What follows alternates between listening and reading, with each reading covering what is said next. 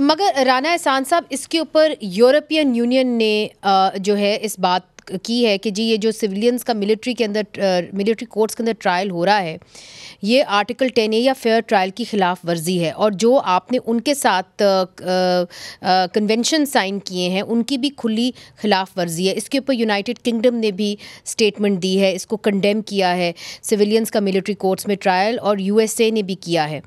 आप तो जो माशी मामलात हैं उसको बड़ी सीरियसली आपकी हुकूमत लेती है, इसका कोई माशी असरात भी हो सकते हैं हमारी सोसाइटी के ऊपर?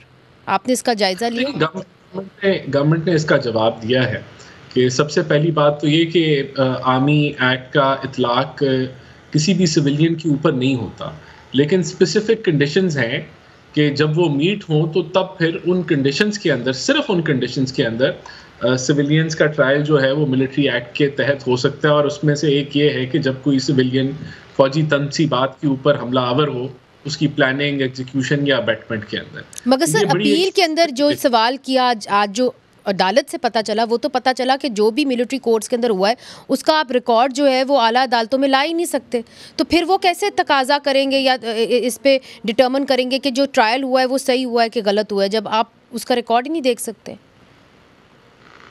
देखें, ये तो अब सुप्रीम कोर्ट में डिबेट चल रही है और देखते हैं सुप्रीम कोर्ट इसको कैसे सेटल करता है, लेकिन राइट ऑफ अपील तो एग्जिस्ट करता है।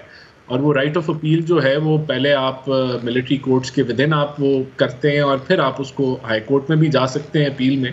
तो मुझे नहीं समझ इस चीज़ की कि अगर आपके पास कोई रिटन ऑर्डर नहीं होगा तो फिर आप किस चीज़ पे अपील करेंगे। तो डेफिनेटली आई एम अज्यूमिंग, मुझे correct me if I am wrong, कि रिटन ऑर्डर आएगा और फिर रिटर्न ऑर्डर नहीं है, किसी के पास रिटर्न ऑर्डर नहीं है।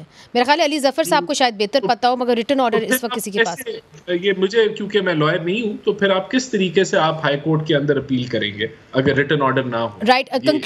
कंक्लूडिंग रिमार्क्स मेरा ख्याल है अली जफर साहब से, क्योंकि ये तो जो केस है ये तो एक तरह से ऊपर से आया, नीचे से तो आया ही नहीं है। सो अली जफर साहब, अगर रिटर्न ऑर्डर नहीं है तो फिर कैसे अपील करते हैं लोग? यही सवाल अदालत भी पूछ रही है, क्योंकि जो मिलिट्री वो ये एक ऑर्डर होता है, जिस तरह एक ऑर्डर दिया जाता है कि आपको हम सजा देते हैं, लेकिन वो उसकी वजह क्या है, उसका एविडेंस क्या है, किस चीज की वजह से सजा मिल रही है, वो सारी डिटेल्स नहीं होती उस ऑर्डर में। इसलिए पूछ रही थी अदालत कि आप ये बताएं, हम किस तरह बता सकते हैं कि ये फैसला सही है या गलत है। तो इसलिए ये एक बड़ा मेजर इशू है जो कि अदालत ने सही तरीके पे उसको पॉइंट किया है, और उसका मेरा ख्याल है जवाब नहीं दे सकी जो हुकूमत है। जी।